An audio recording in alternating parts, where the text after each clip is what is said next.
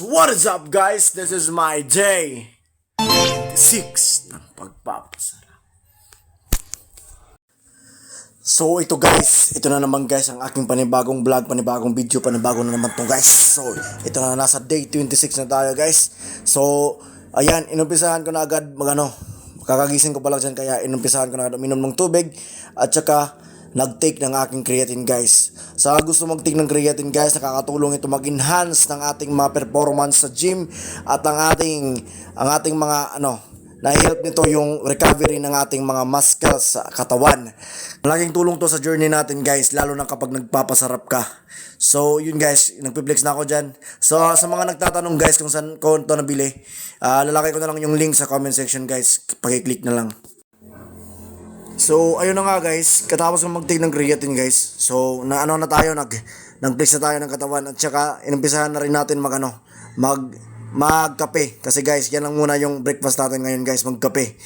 Kasi may pasok tayo ngayon guys para mas maboost natin yung energy natin guys.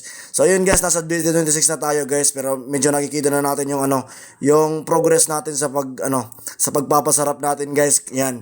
Wala akong kain diyan kahit guys, wala pa akong tinitake na kahit anong calories diyan guys. Yung Nescafe stick lang diyan guys. Yan lang yung tinitake ko, tapos tamang tulala lang kasi may pasok na naman ngayon alas 7 guys. So, mga na tong oras na to, is mga alas 6 pa lang ng umaga guys. Kaya nag-take na rin ako ng tapos kung mag-take ng creatine, guys, na rin ako, nagkape. At sa mga nagtatanong ulit guys kung saan ko nabili yung creatine guys, lalagay ko na lang sa comment section yung link guys. At pagkatapos ng klase ko guys, bigla akong umuwi guys kasi daw nanganak na daw yung yung inahin ko guys. Buti na lang guys nakauwi tayo guys, kasi kung hindi natin nabasa yung chat guys, baka wala na tayong masisiro tayo guys. Pero salamat sa Panginoon guys dahil nakauwi tayo ng maaga guys at nasave natin yung mga piglets natin guys.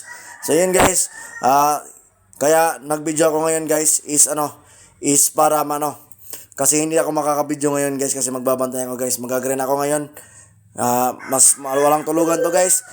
At kung napapansin nyo guys, naka-uniform pa ako dyan guys.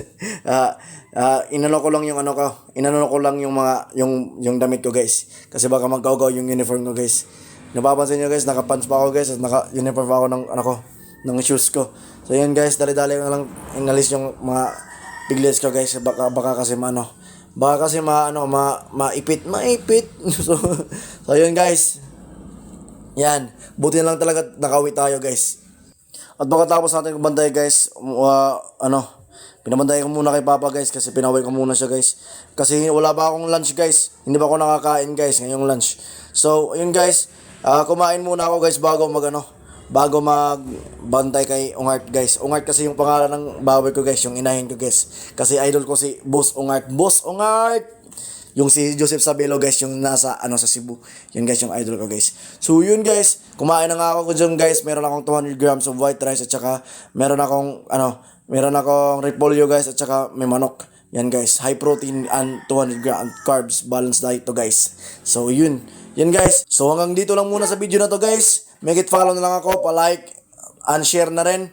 So dito ko natatapusin to kasi mag-grind pa ako guys. See you sa day 27 ng pagpapasarap. Mwah!